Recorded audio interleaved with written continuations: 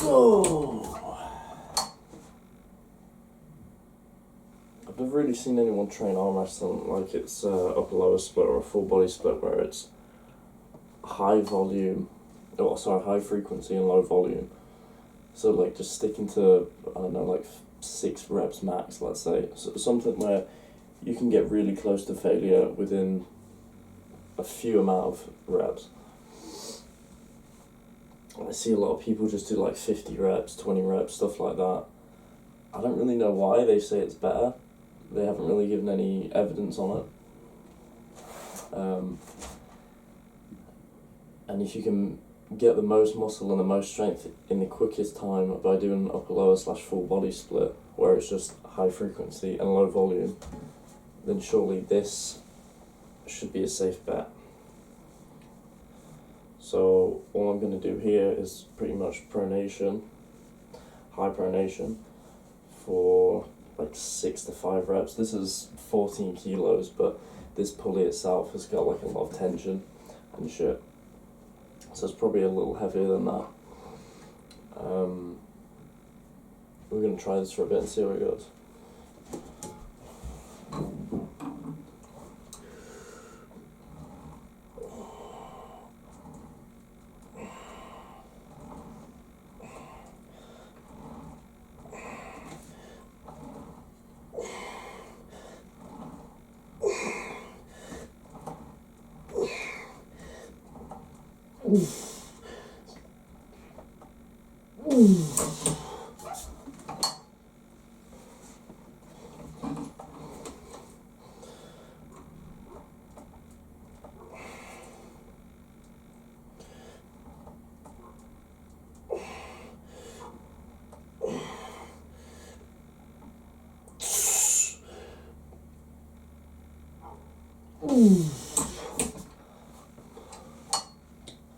I'm doing it more isolated so my bicep and back pressure doesn't take it over, so I can literally just do this instead of like use a bit of body and come back with it like this. I'm not really sure how I feel about side pressure training because there's not really any muscles being used in side pressure. It seems more of a bone lock thing, if anything. And I just get a lot of like shoulder uncomfortability when I try and train side pressure. I think if your bicep's strong enough, your supination strong enough, you can have a good balance where you can stay in the middle, hold someone, and then just lock everything and go. I think that's all side pressure is. I think it's a combination of all of these muscles, but I don't necessarily think doing this is going to make it stronger. I think just training every single thing will make it stronger quicker. Obviously, doing this will be like, I don't know, benching. I would think just doing this shit would be like a compound. Doing little isolations would train it quicker.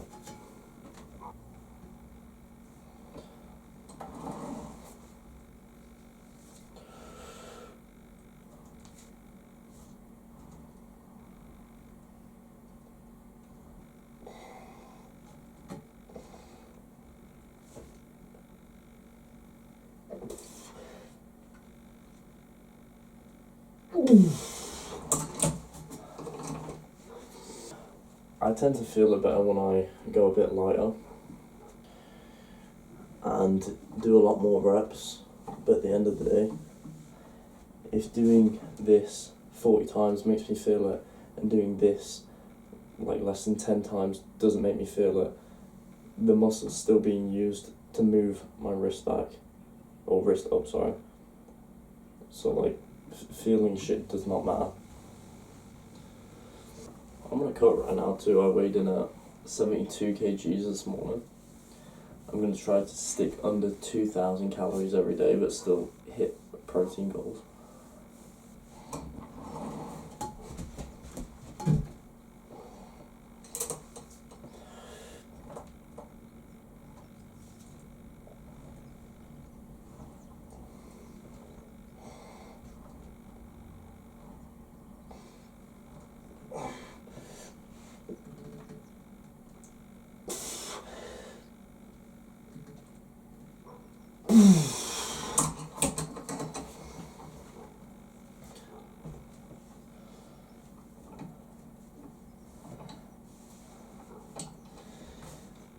Now when I do my pronation, I tend to do it like more of a like I've got it on my bicep, and then I literally just curl it in like that.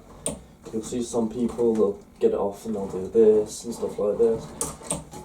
I just think that's an unnecessary way of cheating the weight.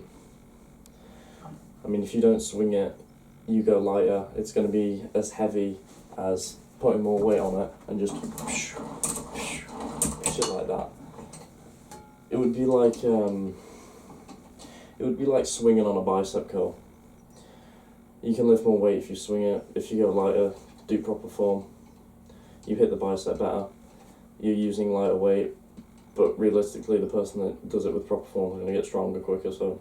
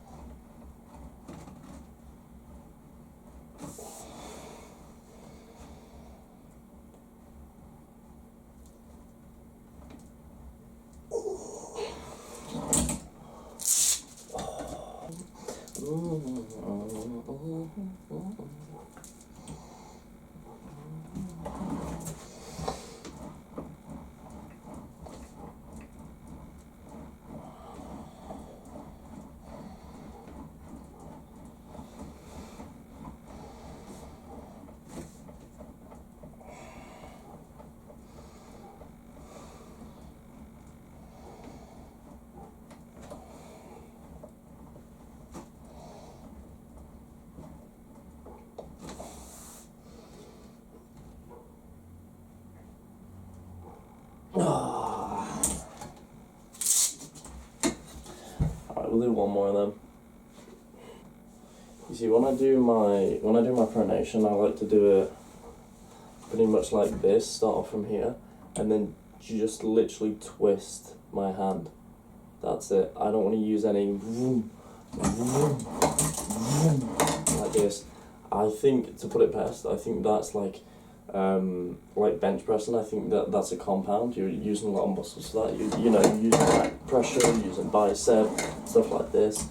When you solely do it when like this, I feel like you're only training pronation.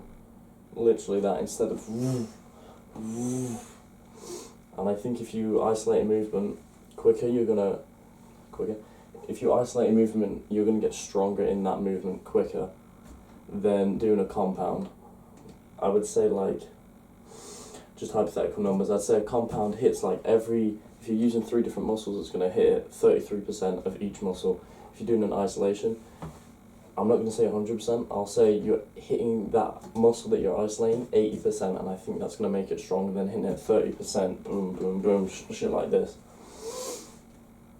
But when I use, when I use this attachment, I still think this is a compound, but of like 2 movements. So I'd say you're using a lot of fingers, but you're also cupping. Now, to have a movement that trains your fingers separately, you'd need like loads of resistance bands, like tiny resistance bands on each fingers. Do some shit like this, right?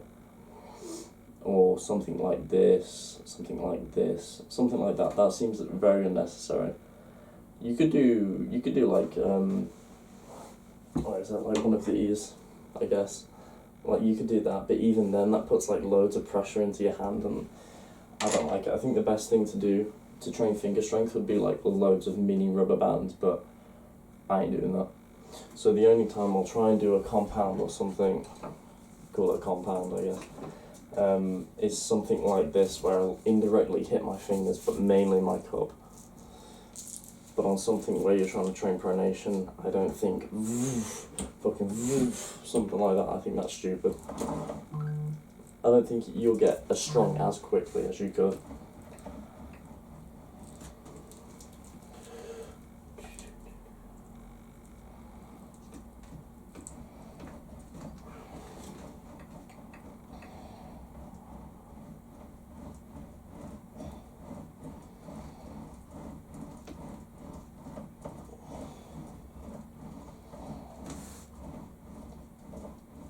can definitely go heavier on this as well.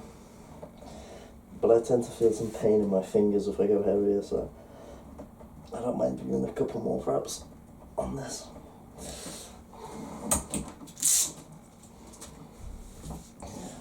Oh, okay.